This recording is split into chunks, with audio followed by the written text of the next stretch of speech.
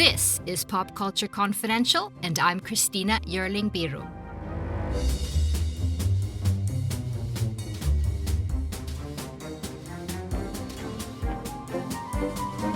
Hello, everyone, and welcome to the show. The race is alive. We're just about 10 days away from the Oscars, and things are heating up on the precursor front. The BAFTAs were last weekend, and this weekend we had the PGAs, as well as the awards formerly known as the SAG Awards, the Actor Awards. Joining me to help break down what it all means for Oscar night, the awards whisperer and resident chaos coordinator, Ryan McQuade. Man, I totally feel that the chaos coordinator. Also, when you said it's alive, I was like, wait, are we reviewing The Bride? Like, I was like, what's You're happening here? Today. No, yeah. She's like, you're already jet lagged and you haven't even flown anywhere. No, hi, Christina. Thank you for having me back on. The man presently known as Ryan McQuade. That whole SAG Actor Awards thing. I mean, I can't get used to it. I said it on our show on AwardsWatch. I'm called the McQuade now. Oh, okay, sorry. I beg your pardon. It's you get you got to get it right. And also TM because I did trademark it as of in between those recording. The McQuade and little TM. Mm-hmm. Yeah, little TM. Mm-hmm. Ding. Like when the TM gets in there, ding, right there. No. Yeah, it's a stupid name. Like let's just call it. It's the SAG Awards, whatever. It's the SAG Awards, like the actors. Like nobody calls it that. But, it just feels stupid somehow. They've taken away the whole. Yeah. Every other award show is named after what their guild is, and then they're like the SAG Awards. What are they? Oh yeah, the actors. It's like no, they're Maybe not it's about like the actors. Don't want to be associated with sagging in the whole Ozempic era. I mean, I guess so, but I don't know. but then they're like showing their member cards and like, I was a proud member of SAG, and you're like, okay, then if you're not a proud member of the actors, like that's because not everybody in SAG AFTRA is an actor. It has like there's influencers and weathermen and all these different things. Basically, anybody on camera can be a member. So yeah, it's a very, very silly thing. We're gonna get into that, but I want to start. We'll end with that. But so Oscar voting ends on Friday. So these past few weekends. Thank God.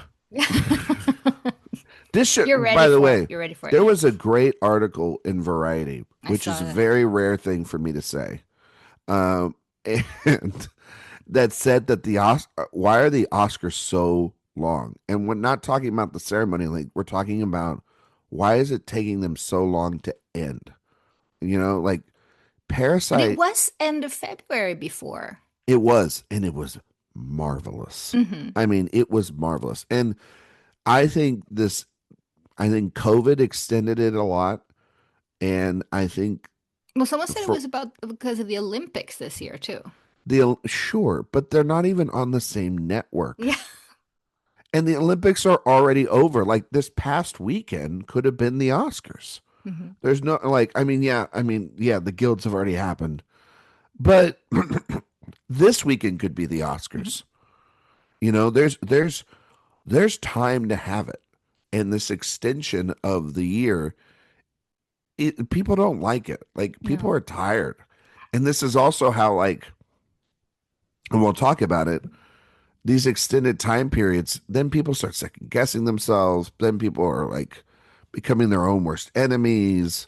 They're because this season gets Twitter drawn out more and more and more.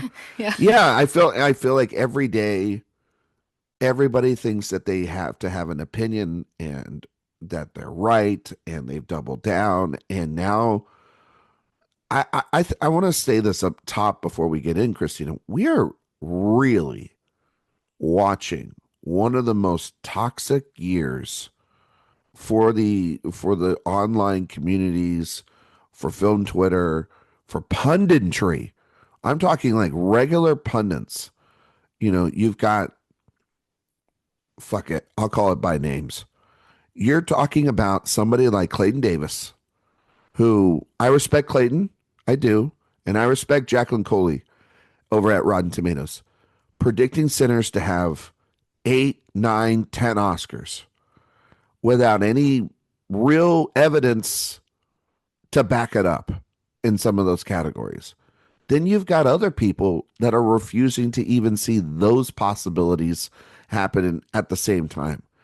And then you've got a group of folks like myself and others that have the night in the middle based off of everything we're going to talk about. And I just think that there's this massive disinformation and a responsibility in predicting this. This is people's jobs. So when people say like, "Oh, relax," like these predictions don't mean a thing. They do, because you've been hired and given thousands and thousands of dollars to predict and talk about how the race goes.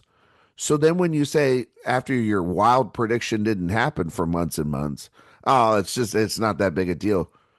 Then you're saying you don't matter and that you're not a big deal and that your opinion is lesser when I know that's not the case.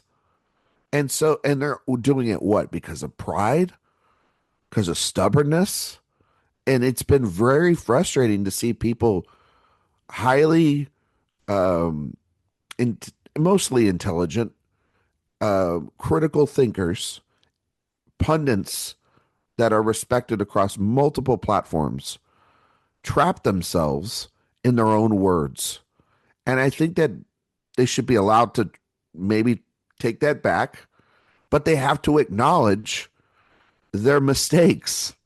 And I'm afraid, because we live in Trump's America where nobody wants to fucking admit that they're wrong, that they have taken victim of that as well. And I'm not saying that they're Wow, Trump. you're doing a big swing here. But that's the truth. Yeah. Our culture. Well, we don't know if they're wrong yet, but I do agree that. But as of right now, look at the evidence on the table, and picking certain things, you just go, how can you predict that if you don't have evidence to back that up other than blind faith and wish? And it turns from blind faith into hope dictating, which is a dangerous thing. I use the quote all the time from Shawshank Redemption: hope is a dangerous thing. And when anytime somebody starts hoping for things, it usually doesn't work out.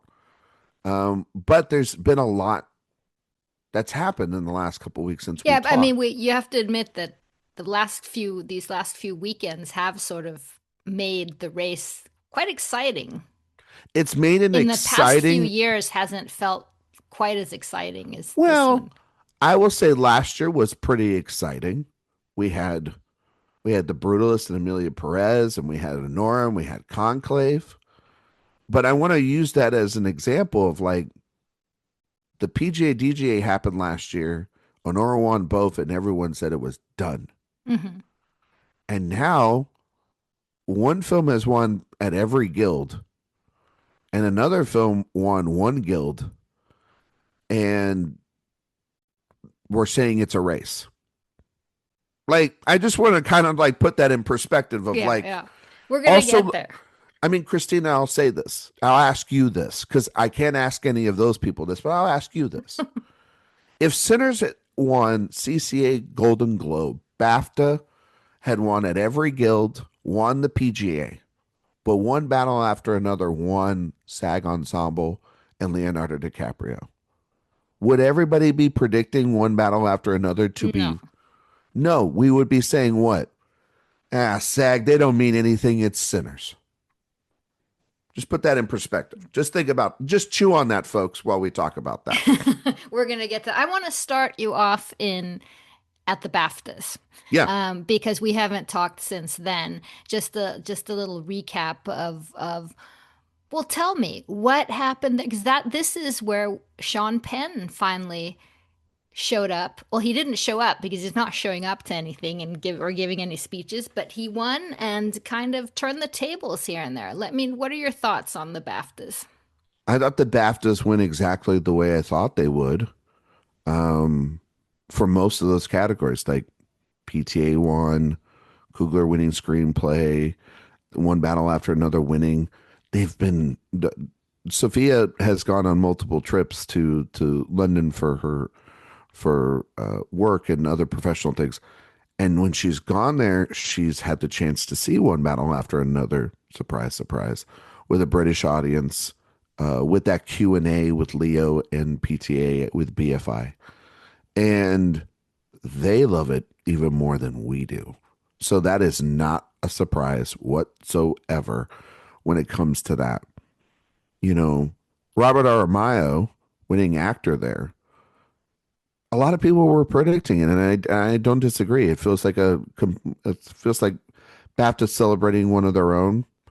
That film was very well received on nominations, and so it wasn't surprising there. Jessie Buckley winning; she's our sweeper of the year.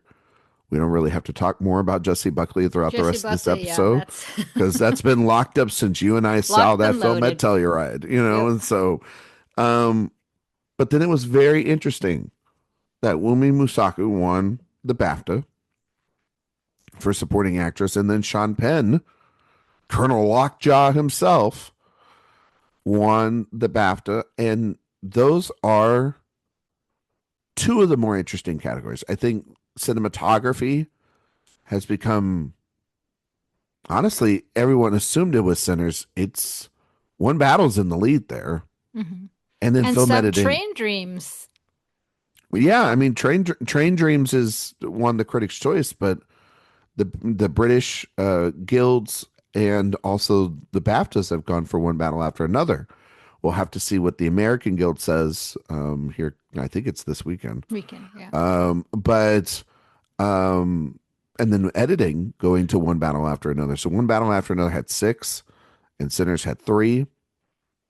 And this is where, Christina, some of this disconnected start. Well, it was already happening, but it really started with major publications, the trades, talking about how the Wumi Musaka win meant a lot more than Sean Penn winning, than one battle winning all the top prizes, one battle walking away with six, but we're only talking about one BAFTA win. And I don't know what to take about Wumi Musaka's win there.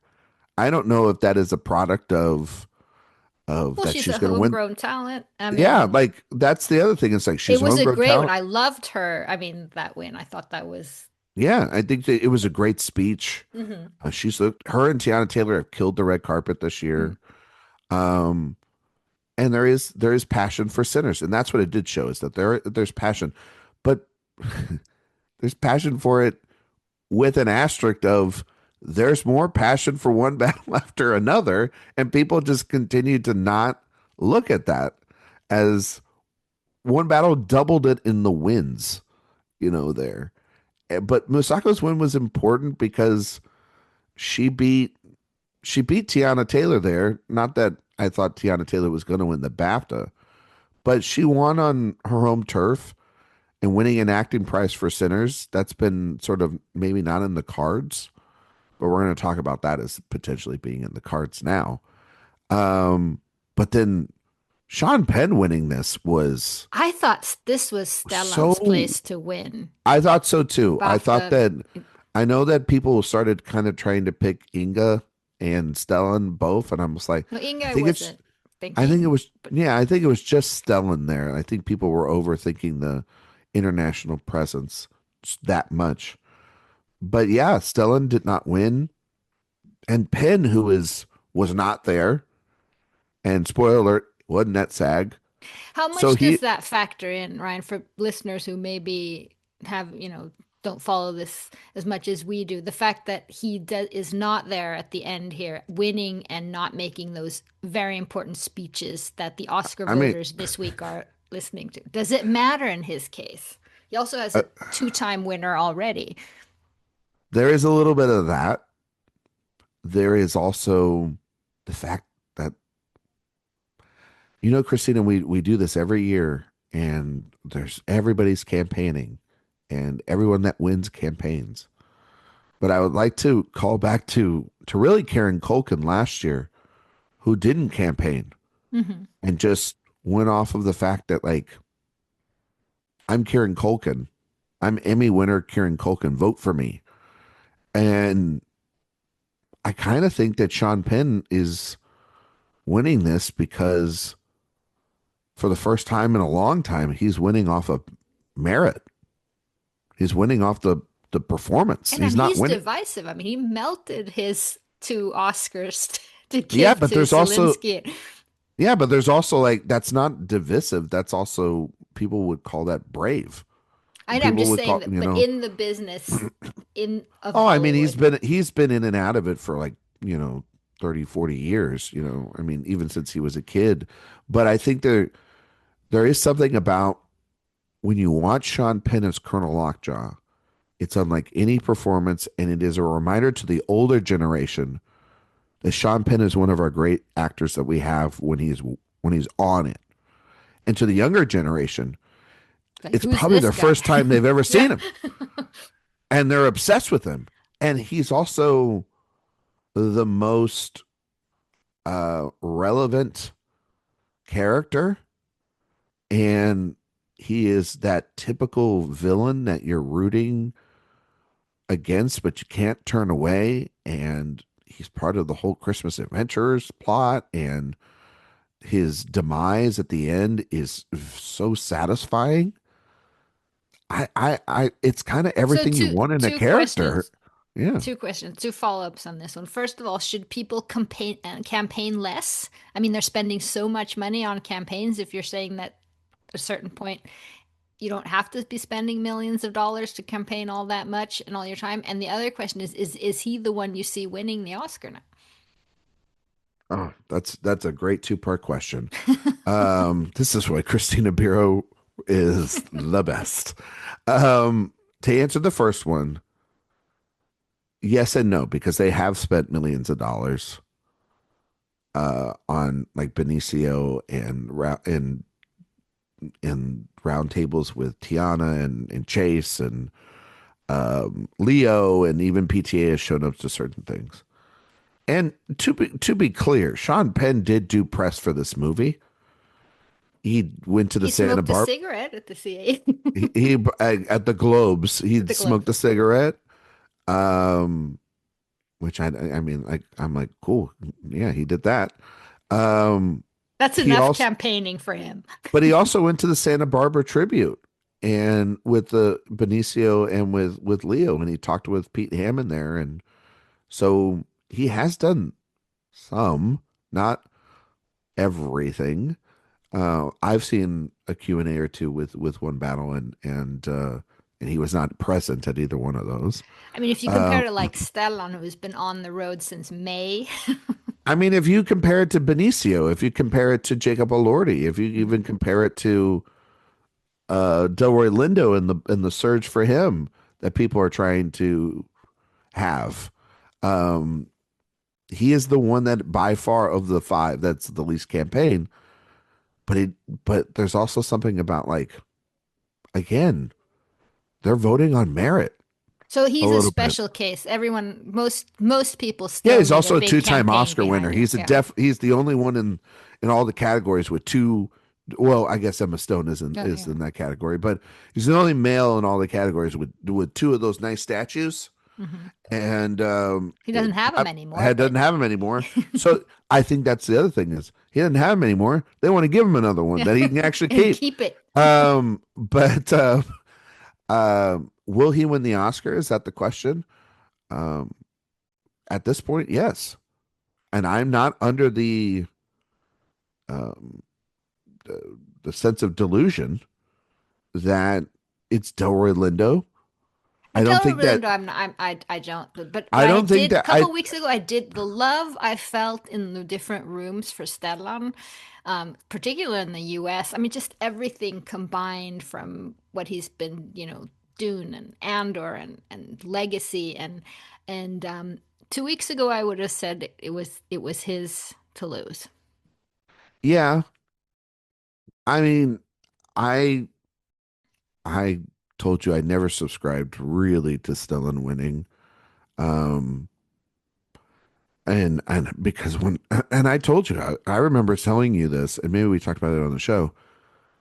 I always thought Sean Penn kind of felt like an old school Oscar win, the villain, like very like a wacky Anton Chigurh, and um, like Christoph Waltz in Inglorious Bastards, where it's really that where it's like, God, this guy's so evil, but I can't stop watching him, and I can't stop laughing, and I can't stop being, and I want him on screen all the time. You know what I mean? And he's saying all this wild stuff, and it's from an actor that's completely not who this character is. And I think that, Sean Penn is, I think he's going to win this Oscar. I don't think that it's a travesty like some people online think it is, because I think people online over the last 2 days, as SAG happened and he won SAG, are like, oh, great, he's going to win a third. No one said that about Frances McDormand, by the way. Nobody says that about Meryl Streep. No one says that about people when they win their third. He also won his third now in between 20 years of film, which is not like he won it like Frances, which was like 5 years, 6 years after she won that one. Year, not even that one. It's like, I guess it was like 3 years or 4 years. But the other thing is that this is where the hope dicting came back into play. And this is going to be my running theme. See, that's why I said my piece at the beginning to have my theme. It's good. You put everything in context, right? Yeah, exactly. Is that the Delroy Lindo, why does it have to be a win? Why can't it be that the passion was there enough with a split vote for Paul Mescal in lead and supporting, like we talked about, and Delroy sneaked in? Why is the passion not just good enough for the nomination? Why is it the win? Why is it that we are playing? No, hang on. Why are we playing under different rules for different people in different years in different categories? Like, people are talking about Delroy Lindo winning an Oscar off of no wins in nominations anywhere else from any of the major prizes. Mm-hmm. No other actor's been talked about that. There are other actors that have been nominated this year throughout all the categories, and they haven't picked up a win. But because Delroy Lindo's in Sinners, he's got to be the number two. I would stay probably Stellan is number two. And then because he's got a win on the board, I'd say Jacob Elordi's probably number three. And then because Benicio has the most critics prizes, you can make an argument that he's four. Delroy Lindo is probably, if you looked at the final vote, he's probably five, but we're talking about him like he's one. Yeah. No, I think that the passion for Delroy, of course, he's one of the greats, and deservedly so. He's nominated. He should have been for several times before, and now he's finally. No, but okay. don't you think that there's some kind of sort of let's see. But I'm thinking maybe there's the same kind of feeling for Sinners that I remember there was for Parasite. There's like more of a you know what I mean? It's more of a gut. No, you're going on statistics and I'm going on logic and reason. No, yeah, logic and reason, but maybe this is going on emotion and something else. So Parasite. Wow. Okay. Sorry, I got you in the weeds. Parasite won Best Picture because it was a critically acclaimed film with passion all the way from the start of when it premiered. Well, so did Sinners. Yeah, but so is One Battle After Another, Christina. Oh yeah. Oh, I mean, I'm not taking that. Of course, I mean, but there's also been. I'm not taking that off the board in any way. I still think One Battle After Another is winning Best Picture. So I'm not. I don't see it like that, because 1917 people have used this comparison, and quite frankly, they're just not the same. 1917, by the time it got to that point in the vote, 1917 wasn't a sweeper. CCA picked Once Upon a Time in Hollywood. Yeah, that was a split year. It was a split year. It wasn't like One Battle where it's won everything. There was also this growing sentiment with 1917 that, Well, I mean, do we really have to do that? There isn't that with one battle after another. There, I saw a video on the SAG red carpet of actors asking them, what would you like to win Best Picture? Do you want to know what the number one film to the television and the film people said on the red carpet again was? One battle after another, one battle after another, one battle after another. Sinners, Hamnet, one battle after another, one battle after another. Sinners. So that's how it went. Like it literally went like that. And I was just sitting there being like, well, if that's just an indicator right there, that's a preferential. That was more than 50%. That's a win. Ballot, yeah. And what we're talking about also is that Parasite won SAG Ensemble, and there was passion for it. But we're acting like one battle after another doesn't have passion, hasn't at these ceremonies, because we were in the room for CCA, we were, and there, and this huge. This whole thing about like you got to read the room and how passionate it is in the room. Okay, there was passion for both one battle after another, and for Sinners in that room, just like there was the other night. There was. When you listen to them announce the SAG nominees, there was pretty much a loud crowd. Now, Sinners gets the loud ovation because it's the winner, because it's probably a different winner, but it was also expected. Like that one was expected. The one thing about Sinners is that it didn't win the PGA, which is a preferential ballot. And at that point, if you take SAG out of it, one battle has swept everything else.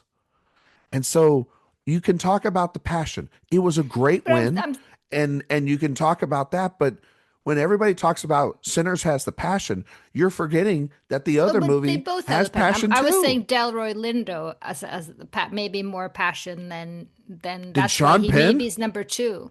No, the Weathermen, and the TikTokers and the influencers and the actors that are in SAG after. That's the thing that's really one of the biggest takeaways, Christina, when you think back. Because like the Amy Madigan win, we'll talk about that. Yeah. Like that makes sense there, right? It does. And even Michael B. Jordan there makes sense. Sean Penn doesn't make sense at SAG. It doesn't make sense at all. So it shows then it's like, okay, now then like the SAG went, like I saw this and I'm gonna hark on him again. Clayton Davis, SAG, BAFTA goes to Sean Penn. He's picking Delroy Lindo right now. I'm sorry, but like to me, Sean Penn's going up on that stage. And it feels like if you're not picking Sean Penn, you're being stubborn about it. You're being stubborn about it it's because exciting. you don't want it, you don't want him to win. Like that's the thing. You don't want him to win. And there has been this growing thing. Yeah, people have treated these two films differently this year. They've treated Sinners and they've treated One Battle After Another differently this year. And I think a lot of that has to do with the makeup of the film. I think there is also a racial component. I think there is a boredom that is attached to it. I think that there's a ton of factors. They're both great films, but they have not been covered the same, especially in the last couple of weeks. And there's been this, because I think people are stuck on one number, 16. They are stuck on that 16 nomination thing without seeing 13, which was for One Battle After Another. They're not seeing that One Battle After Another has been literally the front runner, has dominated most of these places, has won awards they probably shouldn't win. Like they shouldn't be winning for Sean Penn. It actually should probably be Tiana Taylor. But it's Sean Penn, which is crazy. So yeah, I'm predicting him to win. And I think right now, based off of just everything we see, it's his to lose. If he loses it to Delroy Lindo, then yeah, we've allowed them, the media and people, to, I think, help push a narrative. Like I really do think that then then everybody online helped make that happen, which is not necessarily a good thing.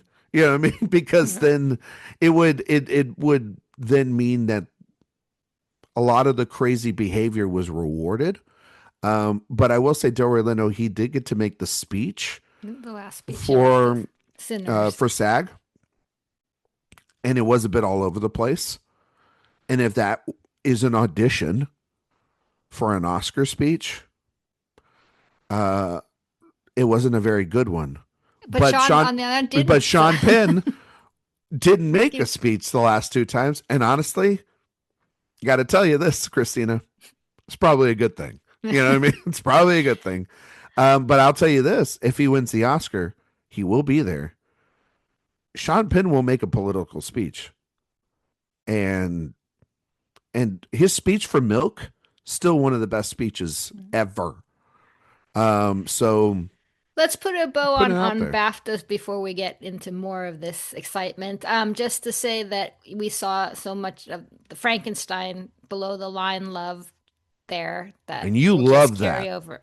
I don't, but I told you I it was realize what we're winning at the Oscars. You told me. And I told you, and I told you to those just accept CGI it. wolves are just, I can't believe it. Well, they didn't nominate the CGI wolves, no. so there is that. So they you had, don't, they you had know, that. no. But the costumes and the production design and the makeup wins, which have been consistent, they're excellent work done by these great craftsmen, and you know. Yeah. But there's also been this like wild theory of like from people that like Sinners are just going to win those categories, and it's like, no, they've gone head to head Sinners multiple times. When Ludwig will win. Yeah. Oh yeah. That's also getting his third. I would say after Jesse Buckley, that's maybe the most locked award of the night is Ludwig Göransson winning that. Yeah, he'll get the one of his. Were you going to ask you? I think he'll win again next year.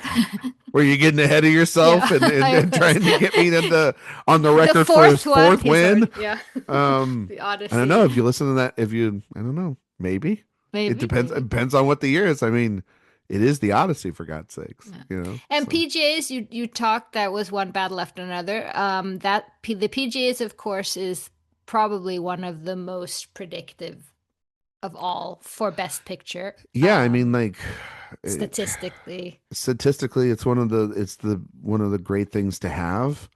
I mean, everybody's been trying to use like this is going to be like Gladiator and Traffic, or this is going to be like Everything Everywhere All at Once, or this will be like this and that. Like, it's very rare that a movie. We've got like maybe 3 or 4 instances in the last couple of years, or 2 or 3 actually. It's not even like 3 or 4, where PGA hasn't sided with that. They've gone a different path. I think, Christina, the real comparison for this year is not Everything Everywhere All at Once, Parasite, all of those. I think the real comparison, Gladiator, La La Land, Moonlight, all those comparisons have been thrown out. Even Crash and Brokeback, which is ridiculous. Like that even being a comparison is ridiculous because that is a Harvey Weinstein level win. And this is not even close to that because both films are in-house. So they're not competing against each other to that level of nastiness. And that with Brokeback and the homophobia and everything of Hollywood and Ernest Borgnine, like there's a history with that where it's like, that's not what's happening. So stop using that one. I think The Shape of Water year is the way to go in terms of comparisons, because Shape of Water did not win the SAG Ensemble Prize. It did not win a single award that night. It lost to 3 Billboards Outside of Ebbing, Missouri, which also won 2 acting prizes. There was also this passion, as everyone's talked about, for a movie late surging called Get Out, which went on to win original screenplay. But when it came down to the Oscars, what had happened through most of the season turned out to be true, which was that it was Guillermo del Toro's year, and he won 3 Oscars that night, 2 Oscars, and they won Best Picture, and they won technical awards. And I think what happened, like, I saw the video when it won online. Somebody posted the video of them winning the PGAs. Standing ovation. People were happy. Like it's this isn't like one of those things where it's like people don't want one battle after another to win, that it's become a villain, that it's power of the dog and sinners is coda. That's such a those are stupid arguments to be made as well. Like it's not the same thing. Every year is its own thing, but if you're going to try to make comps, trying to make it to like 1917 Parasite thing. The other thing about why 1917 also didn't win, I think a lot of things is like Bong Joon-ho is an exciting new voice, and Sam Mendes had already won Oscars, and it's very It's Paul buttoned up. Thomas Anderson's time. It's very buttoned up, that movie, versus something very innovative and very political, very timely. Sinners is not as timely as One Battle After Another. It's very topical. It is, It but is it very is, topical. but it is not as timely. And if you look at the way that they have marketed, Warner Brothers has marketed both films, they're using more of the terms with One Battle After Another as vital, timely, necessary. And they're talking about Sinners as monumental and original and provocative. Those are the words that they're using. And so you have to see how they are also positioning their own films in this. And yes, if Sinners overtakes it, then clearly it had the momentum and it had the necessary things. But we also have to remember too that, like, you know, if you take the Parasite year out, and if some people want to use Everything Everywhere All at Once, that won the PGA. So that's where that onslaught started happening at SAG. It's because it had PGA. But then there's years last year, Christina, Conclave won, Mm-hmm. Timmy won, Demi Moore won at SAG, and That Honora didn't win anything, and Honora won all here the we are. Oscars. Yeah. So you have to factor in that also at SAG, and you know this, and this is killer. There were no international films nominated this year at SAG. Nothing. That And was that is a massive difference when you're talking about that. I think that there's resentment of that. People hate SAG that they did that, and are oh, forgetting it that, was like, this completely weird. international vote's going to come in big, and the international voters, BAFTA, the Cesar Award for international film, the Australian internet, like, same equivalent also too. Their best picture winners were One Battle After Another. So it shows that the international branch, which is now what, like, it's growing. I think it's like, I don't remember how big it is, but it's a pretty significant uh, faction of the Academy now. It's not as big as the actors, but it's definitely up there. Mm-hmm. Um, they love One Battle After Another. It's not to say they don't love Sinners, but they like one over the other, and that has to factor in that as well. But that PGA win was huge, and it was expected. That's the other thing. It was expected because the voting kind of ended around the same time as the DGA. BAFTA was in the middle, and then SAG was happening the whole time. Mm-hmm. So It's I think also a you have, preferential ballot. and it's also a massive, indicator because of the preferential ballot as well too. So, but there's certain things that we still think are happening at the Oscars, that Ryan Coogler will be getting original Yeah, screenplay. the BAFTAs kind of confirmed PTA that. Yeah. PTA will be getting adapted as well as director, we think. Um, I think that some people don't. I mean, Christina, I'm going to ask you, if you think that this is a Parasite thing. Parasite then overtook and won director. Do you think then Coogler is going to beat Paul Thomas Anderson for director? I don't, because I don't see it at the same. I think PTA really has the momentum of it being not only a film that everyone loves, but also his due. Yeah, I I mean mean, those that's 14 14 nominations. Yeah, nominations that and never won. So I don't. But and I don't think people that go in the booth, in the voting booth or whatever, I don't think they don't do the thing that you and I and others talk about. We're like, oh well, they they have one on my ballot here, so I don't have to vote him here, and no, I a don't lot think of you times, do a that. lot of times it's zoop, all the way Yeah. down. Like You ask don't sit there and vote and are thinking about, well, he has two Oscars. You're just Sean Baker's the perfect example of this, mhm.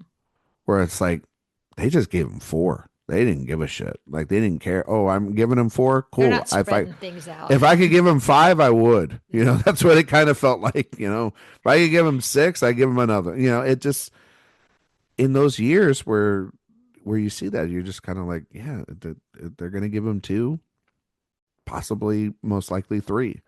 You know, All right. I have two things I want to start our SAG conversation or actor awards conversation. actor Two people I awards. want to start talking about before we get into the actual wins. And the first one is, oh my God, Harrison Ford. Just That speech, I was in tears. I was. I mean, I was in the room a couple years ago when CCA honored him, and which was a fantastic montage, and I thought the SAG montage was great too. And I was in tears. I mean, listen, folks. Woody Harrelson in his drunken Oh weird my God, speech that was so embarrassing. I almost didn't want to watch. said, but he said it best. It's like that he's Han Solo in Indiana Jones, you know? And so like, yeah, like um Well, Peter and I were watching it that's my together. childhood right there, man. Yeah.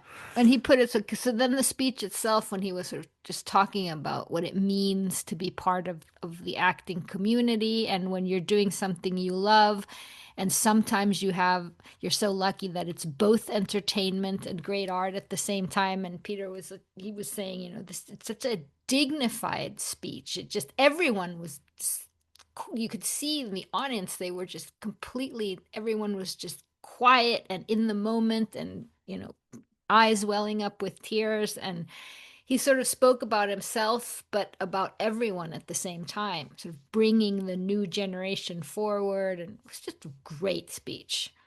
It was a great And he speech. also is Indiana Jones and Han Solo.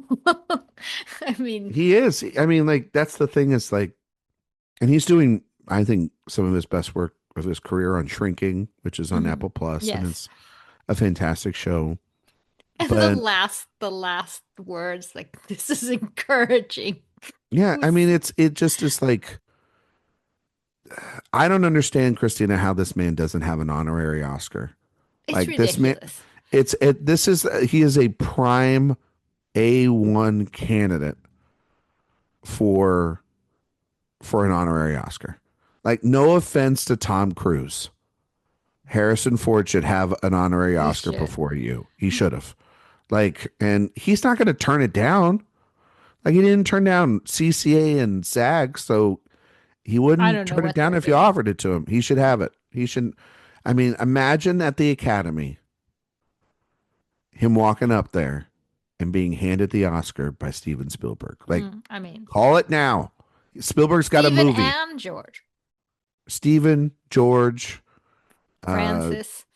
just anybody. Anyway, Have just anybody, all of them. anybody except Woody, please. Yeah, yeah. Bob Zemeckis. Yeah. You know what I mean? Like Oh all of man. them. Like just throw them up. Denis Villeneuve. Yeah. J.J. Abrams. Throw them up there. Anyone. Come Yeah. all up there.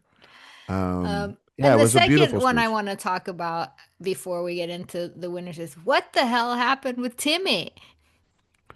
This is the conversation to really have. It This is is. this is this is the And the campaigning conversation to have. I mean, this is the conversation that's the literal opposite of Sean Penn. The literal opposite. When it's like when keeping it real goes wrong, when Timothy Chalamet goes off the deep end.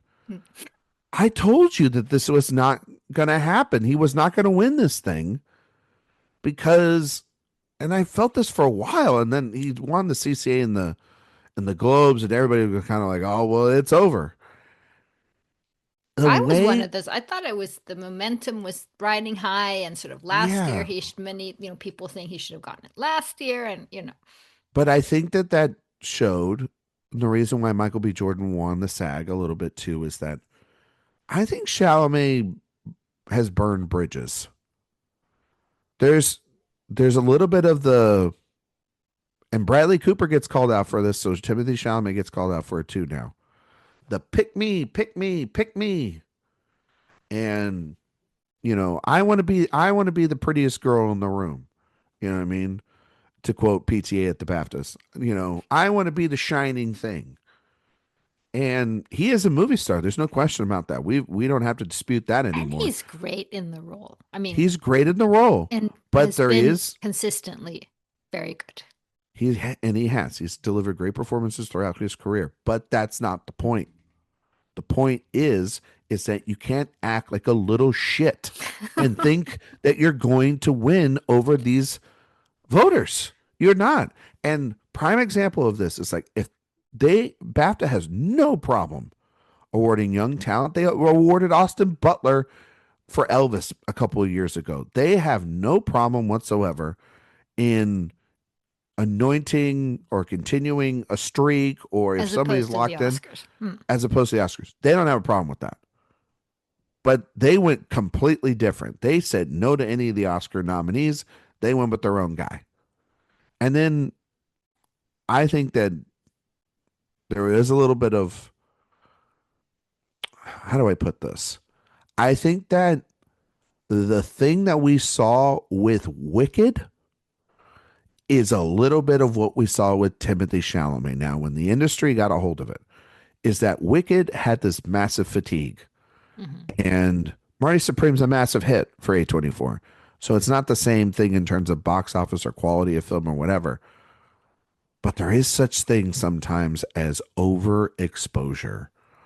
And going on the sphere and calling yourself the click commander and going on right wing podcasts and uh, having guys with ping pong balls as heads and all this different crap to get people to go to the And movies a is kind of low key rap career or whatever he the was low key rap doing. career, the dating a Kardashian, like Yeah, just entering every room with the or Jenner only or only Kardashian. being 30 years old, but feeling like you've dematured from Call Me by Your Name to now. It was Yeah. charming in 2017, and it seems like it's become annoying 8 years later.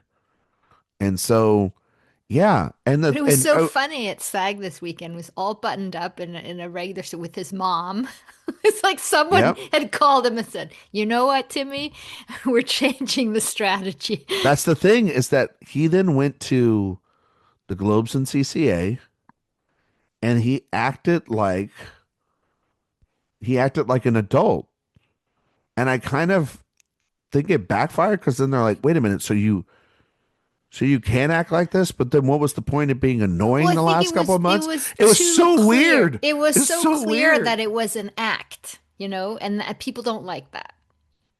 Pick a lane. It very Anyway, much, very much so. But I yeah. mean, I was my good. I think it was my good friend Murtada, one of a great film critic, said online like Chalamet needs to like go away and like lay low for a while, and then he'll build back the love up again, kind of like what Leo did in the Hmm. early 2000s.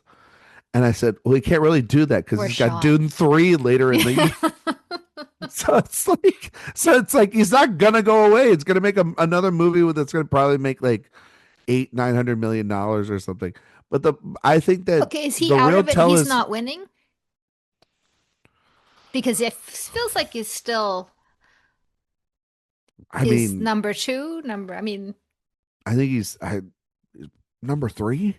hmm. He's number three, maybe number four. Oh wow, I'd say three. The blanking at BAFTAs, the blanking at SAG, the fact that he didn't carry a supporting performance, which no best actor I don't remember the last time a best actor winner didn't carry a supporting nomination in the male or female side, it's been a very, very long time.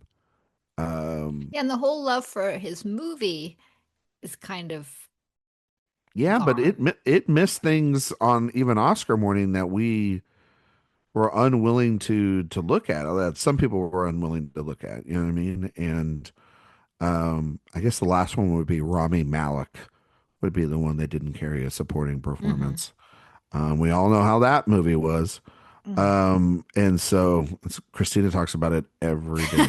Um, That's my the worst. but in this, yeah, since then it would be that. I mean, we had a little run there I with like, very much, I just want for the record to say that I very much more enjoy Timmy and Marty Supreme than I did that example. I don't know. I don't know. Maybe. Mm. You know what I mean? Anyway, I really let's talk about the SAG. So Michael B. Jordan, I loved that win. I thought it was happy, it was great. Yeah, I think it was a great win too. I think that, you know, man, Michael B. Jordan, what a great speech. Such a great speech, And such a it great way of also talking. makes sense. You know, he wasn't a SAG nominee for Black Panther. Um, he wasn't, but he's had television roles and film roles, and he's been a very intricate part of this whole process. And he's playing a very SAG friendly performance where he's playing two roles. And I gotta tell you, Christina, this win was made possible a little bit, I think, by Viola Davis. And which I hate when they do this. I hate when award shows do this, by the way. I'm just going to call it out now and say that there was a little bit of kind of like oh, you just know the wins already. And it felt it took a lot of the suspense out of the room when you have Samuel L. Jackson present ensemble and Viola Davis presenting best actor. It's like, oh, I know exactly what you're trying to do. And you're lucky it worked out, but it felt very like I was watching it unfold and then being like, oh, if this doesn't turn out to be Sinners, this is going to be like the Anthony Hopkins thing all over again, Hmm. you know? And luckily it was, you know, for Except SAG's not in a sake. train station. No, not in a train station. But Viola Davis has been the one kind of moving and manipulating pieces behind the scenes and was the originator of, well, actually, Michael B. Jordan's playing three roles in this film, which is a stupid, stupid thing. He's playing two roles. The character just changes. He's not playing a different person. Like, shut up, stop it.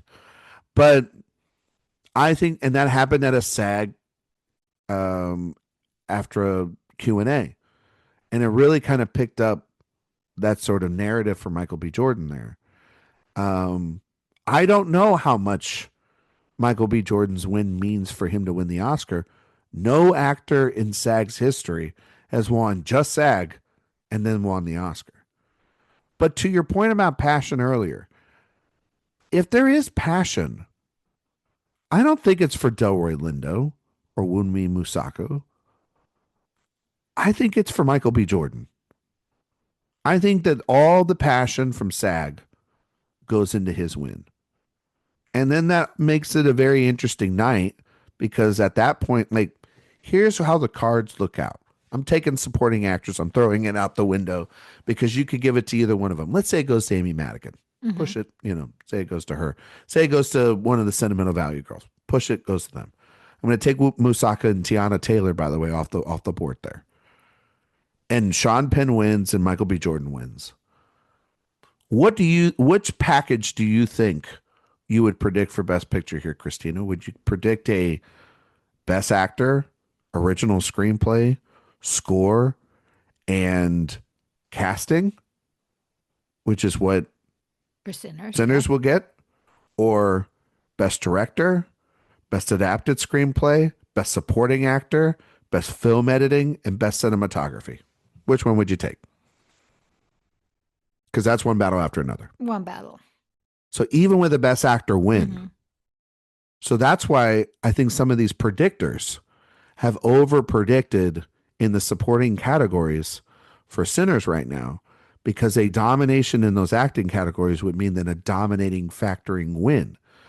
But picking 3 in for Sinners doesn't make a hell of a lot of sense if you're trying to then, I guess, use the Everything Everywhere All at Once comparisons or even Oppenheimer, because I mean, Delroy Lindo wasn't nominated at SAG by the actors. They nominated Miles Caton.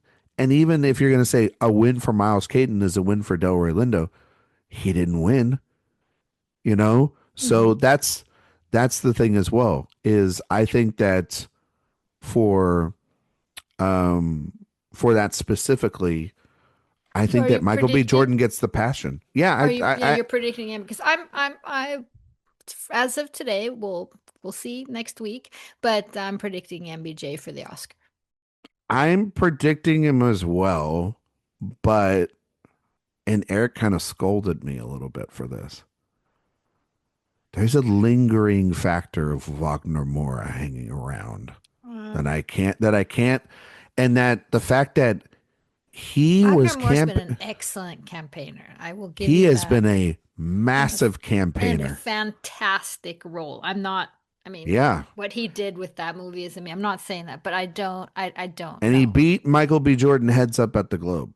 Yeah, but the Globe, which even Fernando Torres, I don't think she went head to head last year with Demi Moore. The point is I think that it might be, is that, and the only way that happens is through passion and through, I don't know how many international voters are going to vote for Michael B. Jordan, because the same thing can be said about Michael B. Jordan as the same thing can be said about Timothée Chalamet. If the international voters at BAFTA and other places loved Michael B. Jordan, why the hell didn't he win that BAFTA then? If they liked Wunmi Mosaku enough to give her it. Because I swear, it was such a hit, and it's a homegrown thing. I don't think BAFTA's the one to compare it to. But those voters exist. Yeah, but and the international that's such a particular movie. I know, but you have to factor in what are those the international vote is such a big contingent. And they are the ones that vote heavily in these races now, more than anybody else. I mean, for God's sakes, I know he's got one vote. Fernando Torres already submitted her ballot and put it online, so I guarantee you he's got her vote. But I think you have to factor in that even after the SAG wins, while the thing about SAG is that they didn't have any international films to go up against these performances, and BAFTA did with now Wagner Moura wasn't nominated at BAFTA. Don't understand that at all. Wasn't even shortlisted. Wasn't even in shortlisted. Crazy. But we can clearly, because Stellan was there and Inga and them were there, that you can make those cases there in the supporting categories. But the actor category does have a factor like that.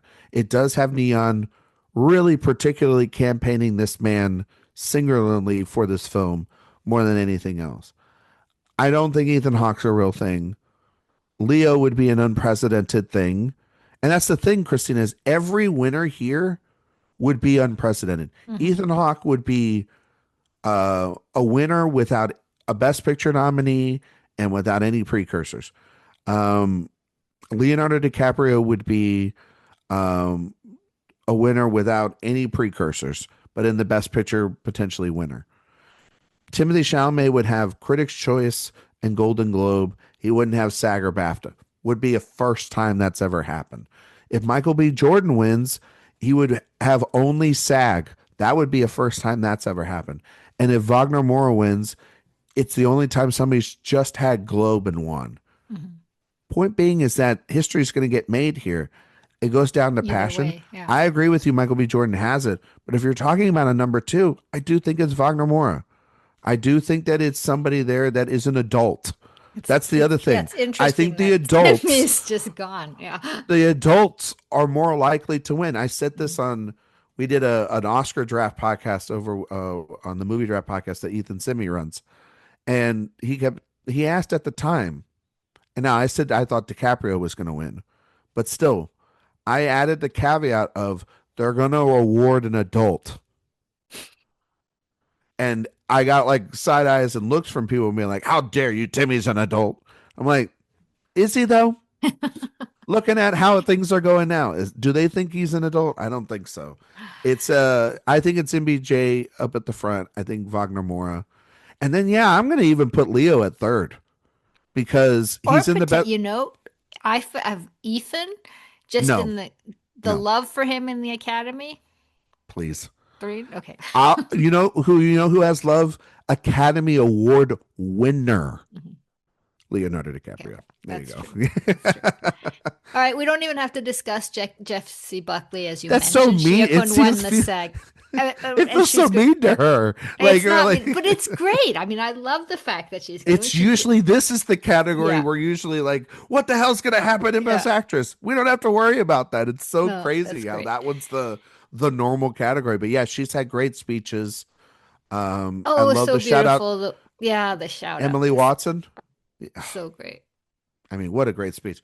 At one point, I did think Emily Watson could have made it in that category. If Mhm. SAG was, if it was all flipped around, I think if she had brought her to like CCA or Globes or something, Yeah. I think it could have happened. Yeah. We talked a lot about Sean Penn, but let's do Amy Madigan, the two we what do you make of this? And what does that do for the Oscar race? God, this is so Great speech as tough. well. This is so tough. Ugh. You're gonna have history on this side as well. Hmm. A lone BAFTA This is winner the for worst one. I oh, I can't even make heads or tails of this category. so the lone BAFTA. So if you're gonna, okay, so here's the arguments for all three. Yeah. So Amy Madigan would have Critics' Choice and SAG. She felt like she's the most popular character of the three because I really think it's down to three. It's Wumi And an Musaka, adult. Tiana Taylor, and she's an adult, and she's a previous nominee. She's the longest 40 years stretch between. in between 40 years. Yep. She's playing the most memorable character in Aunt Gladys, but that film is not nominated for anything else. And it felt like if she was going to win, which it felt like she could win SAG, that I don't know, it felt like Christina, she needed to sweep and she didn't sweep. And then Wumi Musaku won the the BAFTA, and you're like, is that a hometown thing? Is that She Passion won for the Sinners? Spirit Awards, right? No, she won the The Gothams. Gotham, Yeah. but that's not a real award. Like it's really not. I'm sorry, it's just not. Um, but also, if you want to bring it up, you know what won Best Picture at the Gothams? Yes, yes. One battle One after battle after another. So another. yeah, you want to bring it up, bring it up. And you know what won at the BAFTA Best Picture? One Yeah. battle after another. So there you go. So I don't know what to make about that. Is it legitimate? Because if you're gonna say that Wumi Musaka was legitimate, then why didn't her win carry over like Sean Penn's did at SAG? Right? So there's a little bit of that. And Tiana Taylor, Who on was the front paper, runner at one point. she feels like she could still win this off the passion of that film and that performance. I mean, if you like Sean Penn's performance, the first 40 minutes of that movie is her and Sean Penn in this sexual tango for the soul of the French 75. So, uh, yeah, I think that, I think she's very much still in it. She just only has the Globe win. And if that Globe win feels like years ago, but she's the only one of all the nominees in the category that has not missed a nomination at any single place this year. Mm-hmm. And she's won a ton of critics' prizes alongside Amy Madigan. So they're like neck and neck there. But I got to tell you about Amy Madigan. The speech was so fun. And the speech it was the opposite of Delroy Lindo. Where like Delroy Lindo, you're like, my God, somebody get him a piece of paper or something. Like, you know what I mean? Christina, you were there at CCA. The speech he gave at CCA was very meandering and Yes. very all over the place. The fact that like people are like, "Oh, what a great speech." I'm like, "It was not a great speech. It was like it was a 6 out of 10 at best, and that's being generous." Madigan's speech was very much, to me, the energy of Olivia Colman, of Remember just what I this. told you when we had seen Weapons? Yeah, it's Long time ago. that she could win. Yes. And I rewatched it. Actually, I showed my mom over the weekend, and she hates horror movies, but she was just like, "That was so good." And man, that person that played the witch, she was terrifying. Is she nominated for anything? And she goes, and I went, "Yeah, she's nominated for best actress. I mean, best supporting actress." And she goes, "Well, maybe she should win." Mhm. And so, I, Just I her think they're running down with the running on the weapons arms. stage. Yeah. I just am very hesitant at picking someone that doesn't have, because this only ever happens if you're a sweeper, and but that shouldn't be. That doesn't apply this year. There are But it no doesn't apply. sweepers There are no sweepers outside of Jessie Buckley. in this But category. I mean, yeah. but it feels like she's got the passion and momentum. But then I'd be picking the SAG four, and picking the SAG four is a very, very, very dangerous thing because It only happens once in a blue moon, really. Um, and so, especially this decade, it's only happened once with everything, everywhere, all at Oh, once. once. So, So who are is you going with at the moment? I'm going, if everybody else can go with a little bit of a crazy pick with Delroy Lindo, I'm going to go with Tiana Taylor because I think One Battle still has the passion. I think that she's been everywhere. She had a great Globe speech. She's killing every red carpet. I think that people like that performance. And I think that I can't get the image out of my head of her and Colonel Lockjaw holding those Oscars together. But if it's not her, I think it's Madigan. And I'm starting to think that it's Madigan and taking the SAG 4 thing just out of my head. At the moment, Um, I'll but I'm Wumi's gonna there too. I'm going with Madigan at the moment. We'll see how I feel next week. But Christina, do you think Wumi Musaka was just a BAFTA thing, or do you think that that's legitimate, or like why she didn't carry over to SAG? Like, I what do you don't think think about that? I don't think it's an Oscar thing. No, No. not that performance. I think those the we have one and two in Amy and Tiana. You still think that, but you don't think that I'm crazy in thinking that Tiana could still win this. No, no, no. I mean, she's definitely those are the two that I'm. It just feels like the right kind of performance Mhm. too.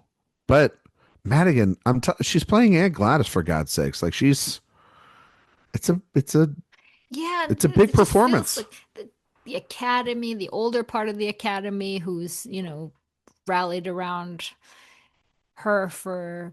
I don't know. I just feel like that there's love for her on several levels.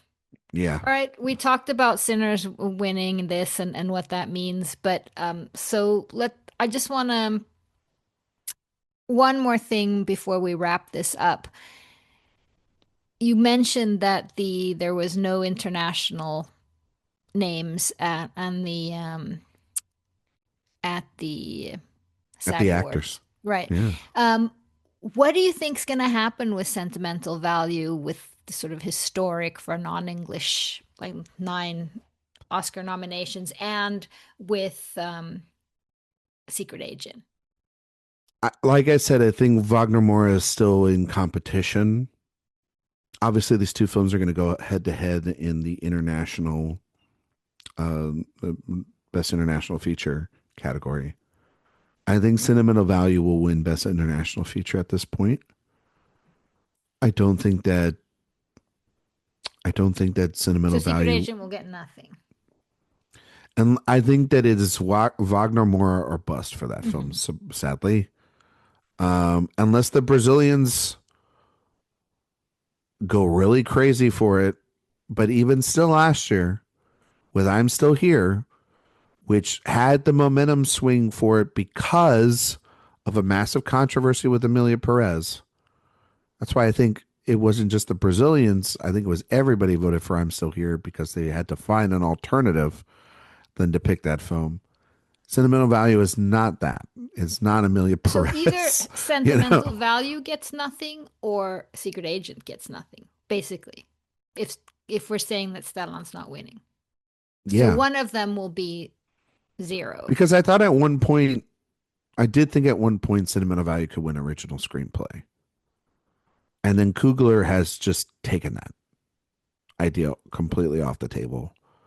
And I thought if it was going to happen anywhere, it would be at BAFTA. And when BAFTA went for Sinners, I went, don't need to worry about that category anymore. Um, I mean, in a perfect world, it would win that, or I love Jesse Buckley, but like Renata would be a wonderful win, or Stellan. Mm-hmm. But It's not like I think it really comes down to for those two films, and for It Was Just an Accident, which is in the screenplay category. Whatever wins international feature yeah. is And going to it's be its lone strange because win, which is crazy. it didn't feel that way around the nomination time, right? I mean, we felt like, wow, It surged. it surged, and now it feels like one is the max. I want to put this in your head and make you angry. So Sentimental Value might walk away with no wins, and Marty Supreme might walk away with no wins. But Frankenstein's got 3 locked in the door walking in on Oscar night. I just wanted to point that out to you and just say that to you and make you mad. And how does that make you feel?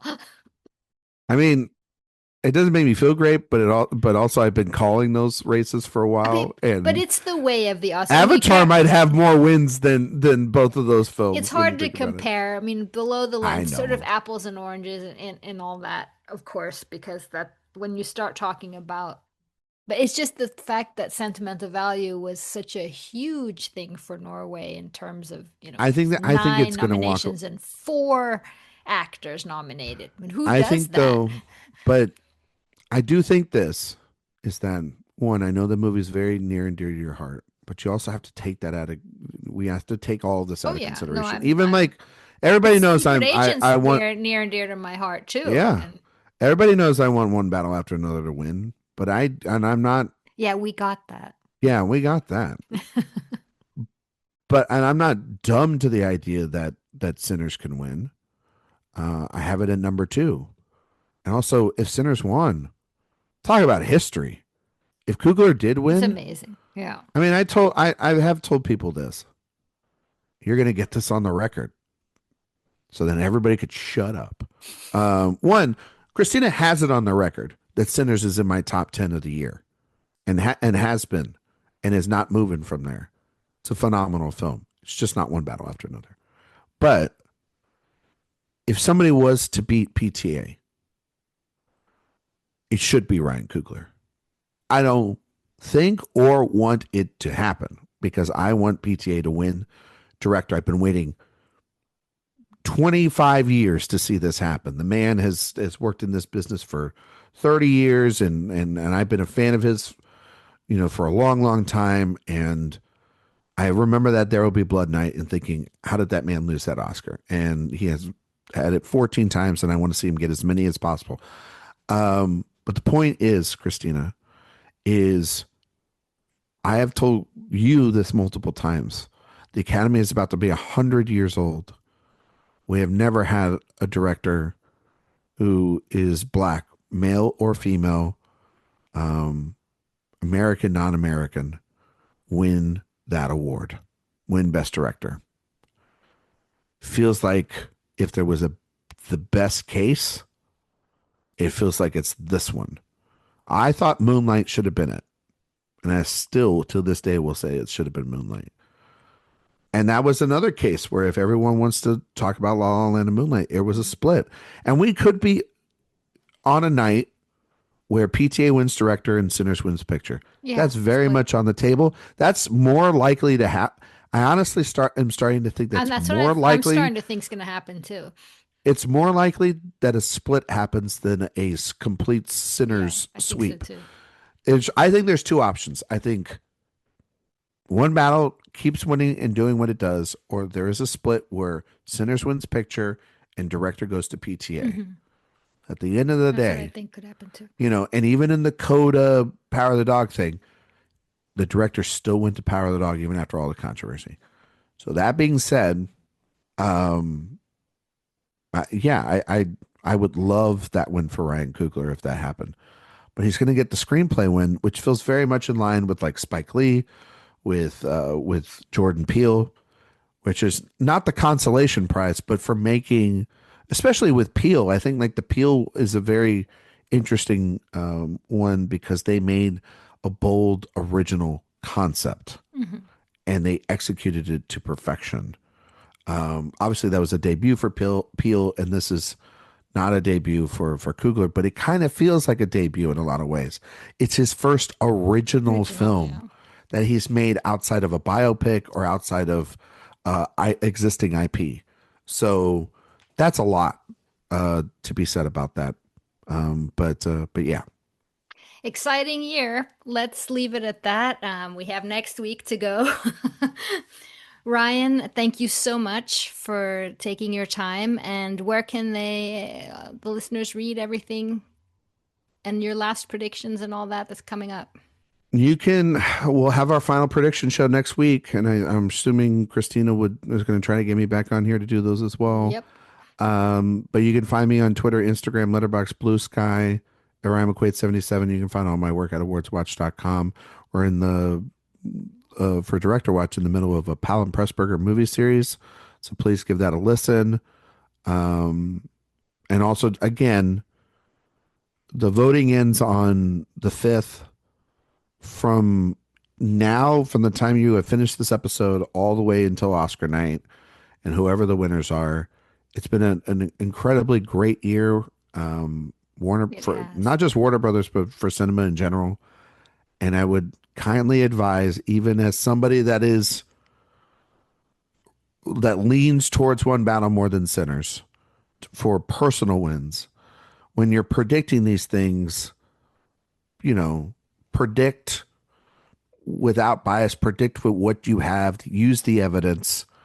Because I mean, like if I was just blind in the wind, Christina, I would just pick Leo and then, I pick it all down the line, but I'm not that way because it hasn't happened that way.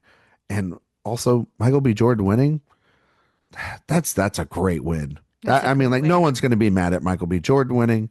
I wouldn't be mad at that.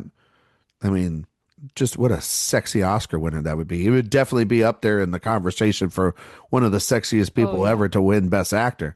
But the point being is that try to try to cover this the rest of the way, folks, with a little bit of class and some dignity. You know what I mean?